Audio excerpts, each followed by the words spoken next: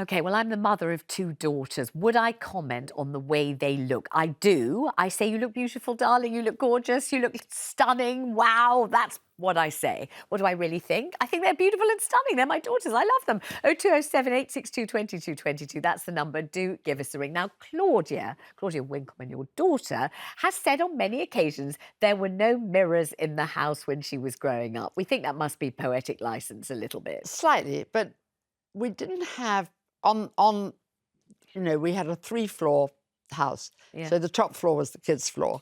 And there weren't as many mirrors up there. Partly we probably ran out of mirrors, but partly I could see she was going to be pretty, beautiful. Very pretty, yeah. And I thought I didn't want this.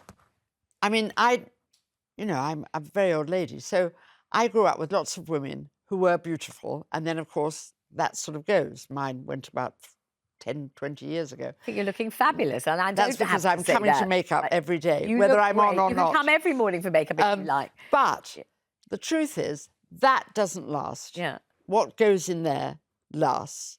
And I wanted her to concentrate on school and working hard. And I don't know whether it helped, but I've always believed that helped a bit. She got to Cambridge, and now she has a very, very interesting life. Certainly does. I mean, and also Soar Away, Roar Away success. I mean, Yes. the two most popular programmes on British television. And Yeah. some of it must be because of you, surely. I don't take any credit.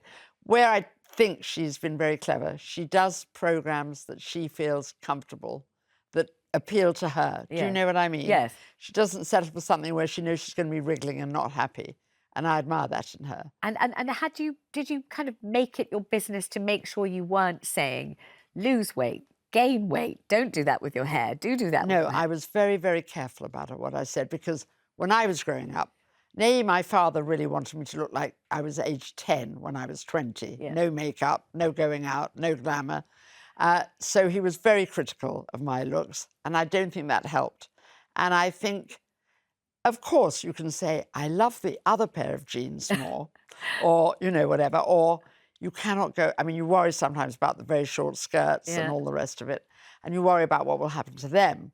So I think you've got to be really careful. And praise. I mean, I think children need praise and love from their mothers, because the world's a cold place. So do I. I think, my mother in particular, but both my parents, very, very critical about weight. Weight was the big thing. Oh, was it? Yes, you don't need to eat that. Don't eat that, Vanessa. We're all having the soup. You have half a grapefruit. Yes. And I hadn't even gained any weight yet. I was about 8 years old. Yes. I was quite a skinny little thing. No one will believe me, but it is true. I'm sure. And they set up a kind of almost as if they gave me a weight problem. Well, of course, at that time, what you were supposed to do is go to school and then sort of magically, at 18, marry somebody, so you'd be off their hands. Exactly. They wouldn't be worried about you. Yeah. Produce grandchildren, that was your job. And of course, life didn't turn out to be like that. You had to do something more. Absolutely. You want to do something more. You're capable of doing But I something want my more. girls to feel confident, I agree. comfortable. I agree. And whatever they've worn or whatever they've done with their hair or their face or whatever they haven't done, they're there as a human, whole human being, not a certain to look. be honest, if they've suddenly done their hair a strange colour, somebody else other than you will tell them. Quite true. And they'll change. Let's talk to Emma, who's on the line in London. Oh, Emma, just what I've just been saying about my childhood. People were always commenting on your weight. Was it your parents primarily? No, not really. I mean, some of it was, but a lot of it was like kids at school and stuff as well. And the problem is, if you don't feel safe at school, you don't feel safe at home or anything. The first thing you're going to do when you get home is eat 5 pounds of chocolate. Well, of course. Because it makes you feel better. Yes. So it makes you put thousands and thousands of calories and that into your body. Yes. And it got to the point where I got to 30 odd and I ended up having to have a gastric bypass and lost like 34 stone. Okay. So, but that ends up, but a lot of that was emotional eating from feeling bullied and having to be in a certain way. So you have And so you addressed don't it now comment. in your own life. Have you gone on to have children of your own? Yeah, I have to.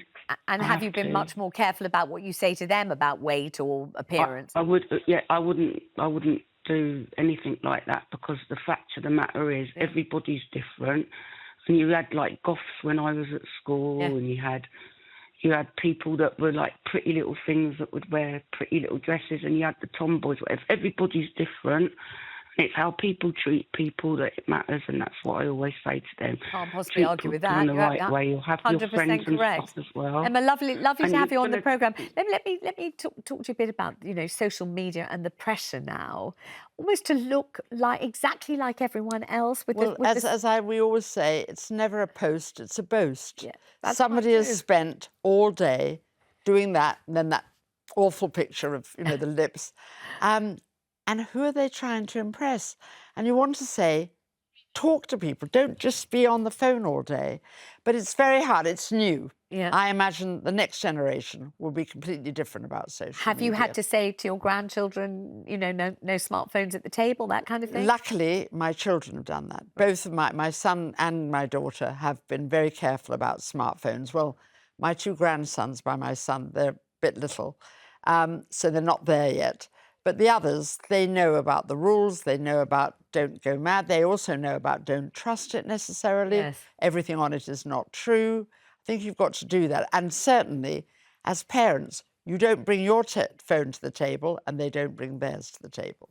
Difficult, though, because most Very people hard. are seduced by the kind of content, those flashing lights, I the know. dopamine. And they're everything. missing something Yes. if they're not on it. You're missing nothing. I think people think it's going to be a call from Hollywood. I don't know what they think I they're don't going to know be what they missing. do. I've no idea. And by the way, if Hollywood wants you, they'll find you. They'll get hold of you somehow, Yes. won't they? Jane says, true and real beauty comes from within and has nothing to do with the colour of your hair, how spider your eyelashes are, and how much makeup you put on. I wonder if Jane's mother used to say that to her. Maybe. They used to say, handsome is as handsome does. They used to say all those things. And also, all the books that I used to really like, Little Women, Yeah. with Joan March, Yeah. Anne of Green Gables Yes. with her red hair and her freckles.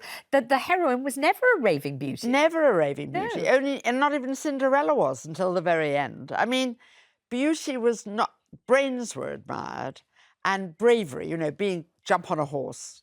Yeah, Swim exactly. the- Do swim something in the pool, courageous. all Absolutely. that. Chop all your hair off. Yes. Sell your Yes. hair and give the money to your father to take to the Exactly. front. Absolutely, for the war effort. But tell me just one very quick story about Margaret Thatcher and you and making sure that she got makeup, which she really, really was delighted about. Okay, so when I was at TVAM, I was the head of features, and we'd organised, Anne Diamond was the interviewer, and we'd organised an interview with Margaret Thatcher, which, because of Nick doing his job and then me doing my job, we became friendly with, we were very lucky to become friendly with most prime ministers. And I kept phoning number 10. Do you want a makeup girl? Anne's coming in on Monday or Tuesday. Do you want a makeup girl? I couldn't get an answer. So I said to Brenda, the brilliant makeup girl we had at TVAN, I said, look, come and bring your makeup. The worst comes to worst, you can wander around number 10 looking at the pictures. The best comes to the best, you'll be doing the makeup on the princess, on the prime minister. Anyway, got there. Margaret was thrilled to see me, kept saying, call me Margaret, which I found difficult, and said, I'm so glad you brought makeup. I did an interview without it the other day. The pound went down. Full makeup and the pound stayed up. We should tell Keir Starmer that.